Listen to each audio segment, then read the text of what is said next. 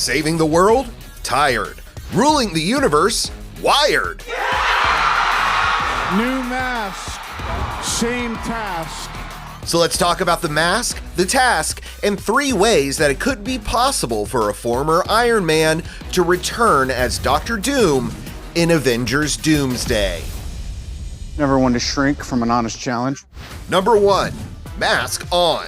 First, some comic book backstory. Before he got his doctorate in evilology, Victor Von Doom was merely a brilliant college student designing a machine to speak with his dearly departed mother, a witch named Cynthia Von Doom. But his ghost communicator blows up in his face, literally, and Doom gets the help of Tibetan monks to create his signature suit of armor. But Doom puts the mask on before the metal cools, and it permanently fuses with the skin of his face.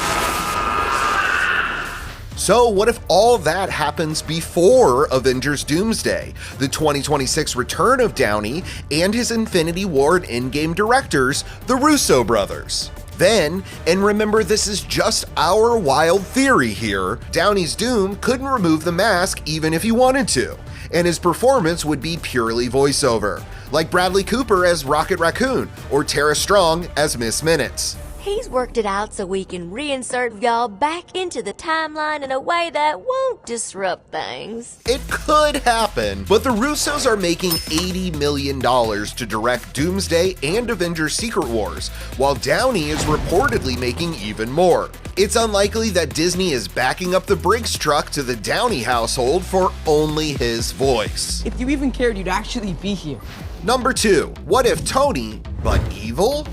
In Marvel's multiversal meanderings, we've met several versions or variants of our super pals, and the MCU's Dr. Doom could be a Tony Stark that didn't turn out so nice. In 2003's Exiles number 23, Stark is born without empathy, and his Iron Man aspirations are purely megalomaniacal. He allows Doom to attack New York to justify taking over Earth as its ruler. If we can't accept limitations, we're boundaryless. We're no better than the bad guys. Doom and Stark triple cross each other, leaving Tony scarred and unable to remove his Iron Man helmet. And when Doom dies, Tony adds Vic's signature green cloak atop his suit to become Iron Monarch, until the Invisible Woman takes him down. Or there's Iron Maniac, a traumatized extremist variant of Tony Stark in a Doom-esque metal suit, who clashes with Mr. Fantastic while casting his morals aside to warn Earth about a coming Skrull threat.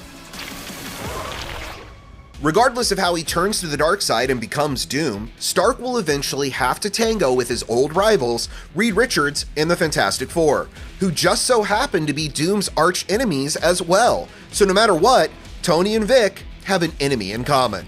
So now what? You gonna fight them with me? That would be beneath me. Number 3, Victor Von Boone. But why are Doom and Richards rivals? It goes back to college and Doom's ghost communicator, which Doom blames Reed and his fantastic friends for sabotaging, causing his disfigurement and expulsion from school. And there's a what-if comic book storyline where instead of Reed, Tony Stark is Victor's roommate.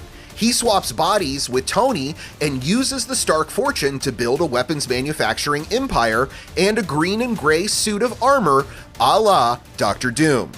Meanwhile, Tony's brain and Victor's body opens Doom Industries and forges golden armor with a red cloak a la Iron Man. I'm the best.